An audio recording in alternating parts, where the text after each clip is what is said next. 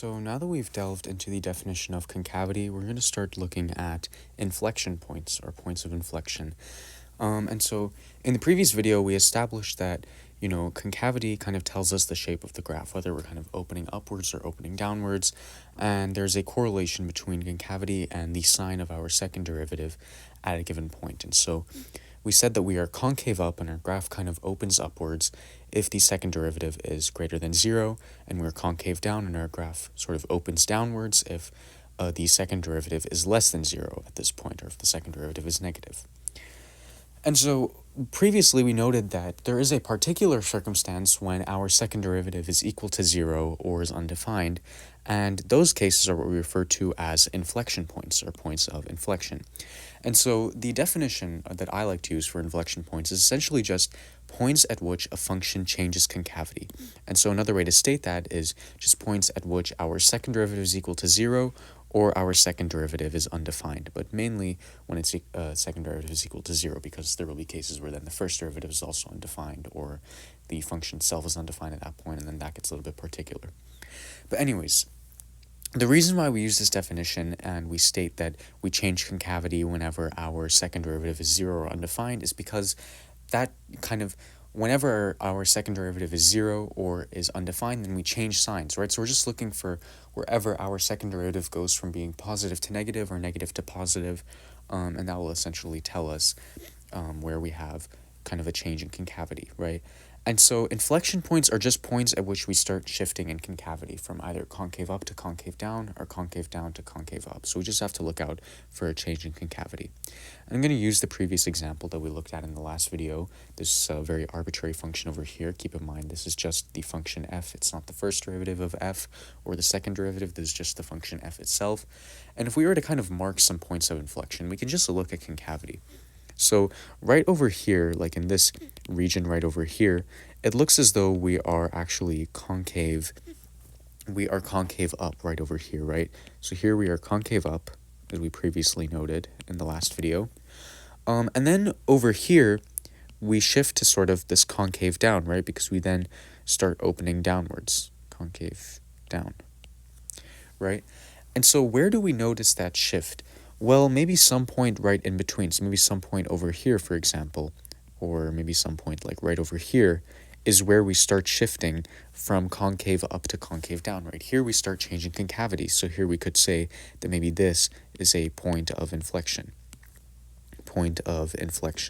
Or inflection point, right? Because over here, it looks like we shift from concave up to concave down when we surpass this point, because initially we have the sort of upwards concavity, looks something like this, and then all of a sudden we hit this point, and then it seems as though we start sort of curving downwards, we start concaving down.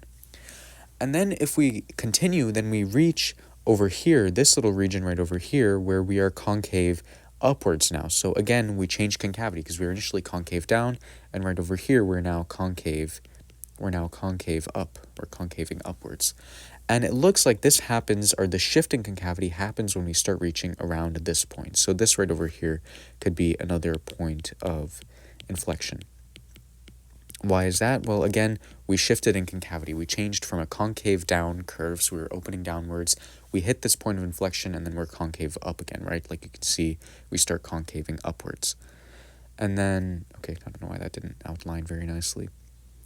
So yeah, we start concaving upwards. That's good enough.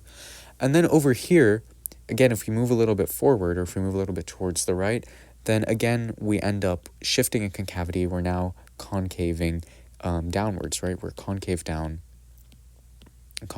because our function, or the shape of our function, kind of opens downwards, right? So it looks similar to a parabola that opens downwards. And so when does this happen? When do we start changing in concavity? There's no real way to determine it just graphically, but if we want to kind of give an approximation, then maybe this point right over here would be a good point of inflection, because we're concaving upwards, and then we reach this point right over here, and then again, you see that we kind of shift. We start concaving downwards. We change in concavity. We start going concave down, and so this right over here would also be another point of inflection. And then we kind of continue just decreasing after that. We don't change in concavity, just given this portion of the graph that we have. And so that's how we can kind of look at the first, or not even the first derivative, just the function itself, and be able to kind of approximate where points of inflection may be. And it's significantly easier to actually determine points of inflection if we actually look at the first derivative of a function. And so here is a completely unrelated function. This is g prime, and this is actually the derivative of some completely unrelated function g, right? This is g prime of x, right over here, the graph that we've drawn. And so how can we actually determine points of inflection from the derivative of a function? Well, if we go back to the definition, a point of inflection is just a point at which the second derivative of a function is equal to 0, or another way to think about it is that the rate of change of our derivative is equal to 0. And so what does that tell us? Well, that just tells us that at points of inflection, the graph of our first derivative is going to have a horizontal tangent line or a vertical tangent line, because it could also be undefined. But we're going to use, for this one, it seems like we don't really have any horizontal tangents or discontinuities or anything, so we're just going to look at points at which we have a horizontal tangent line. So if we take this point, for example, it looks as though our graph has a horizontal tangent line, like g prime has a horizontal tangent line, and so this tells us that g double prime is going to be equal to 0, which tells us that right over here we're going to have a point of inflection.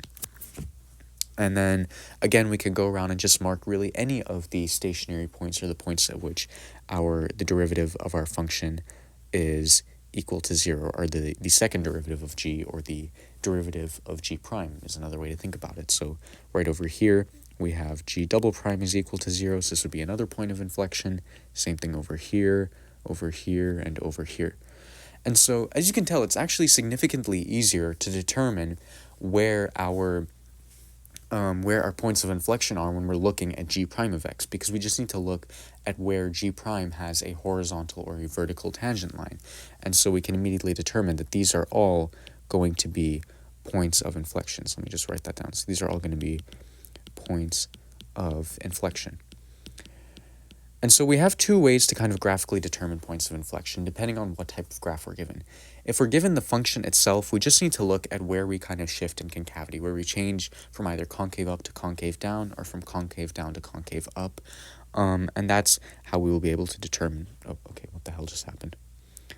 That's how we're able to actually determine the points of inflection. I mean, it's not a very accurate method, but it's a good way of approximating or getting a general sense of where we start changing in concavity just by using the graph of our function. And if we're given the first derivative of our function, or the graph of the first derivative of our function, then we just have to look out for the stationary points over here, and that will give us the points of inflection, because those are the points at which our second derivative is equal to 0, or whenever we have a horizontal, or rather a vertical tangent line on our first derivative, because that also gives us the points at which our second derivative is undefined.